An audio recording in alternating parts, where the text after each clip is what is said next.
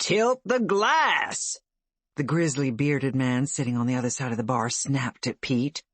Look at all the foam that's collecting. Do you even know what you're doing? Sorry, Pete said, and quickly followed the old man's advice. He had an unkempt beard and wore a ratty-looking knit cap with several moth-eaten holes. You ain't no bartender, the man sitting next to the bearded one commented, eyeing Pete curiously. That I'm not. Pete was in full agreement. Hard as he tried, he couldn't keep up. Hank had mentioned needing to hire extra help, and that was no joke. The tavern was packed, and he was stuck with doing it all, filling pitchers of beer, delivering them to the tables of demanding clients, collecting the money, washing mugs. He hadn't had a single moment to stop and breathe from the time the last call opened.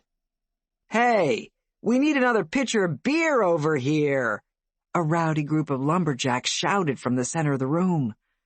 On it, Pete promised. He was sweating, and no way was he keeping up with the orders.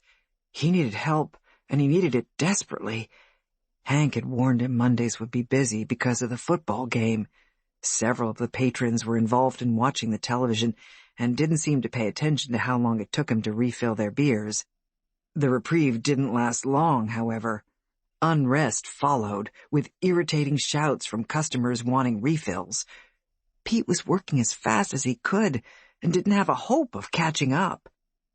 Grabbing another pitcher, Peter started to fill it, slanting it as the old man had advised. It did help, but the foam seemed to accumulate ahead of the liquid. Already there were shouts of discontent rising from the tables. Where's Hank? Pete looked up from the pitcher. He's taking a few days off. The man frowned. Never said anything about it. Yes, well, it was a spur-of-the-moment decision.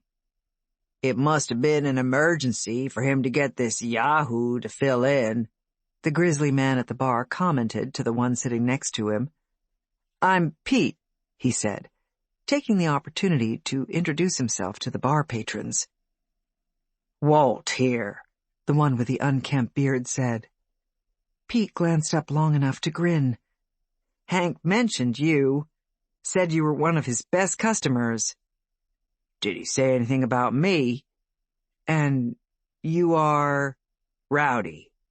Yeah, Walt said, and he earned his name, so you best get that mug of beer to him before he trashes the place. I'm working on it, Pete promised. But Rowdy's order was third or fourth down the line. Pete was overwhelmed, and panic was starting to settle in. After what seemed like a lifetime, the pitcher was filled to the brim. Pete scurried around the bar to deliver it to the table of lumberjacks. They were a motley crew, dressed in overalls and steel-toed boots. Clumps of mud were spread across the wooden floor. A group of men at the dartboard glared at him, and one said, Isn't that our pitcher? We asked first.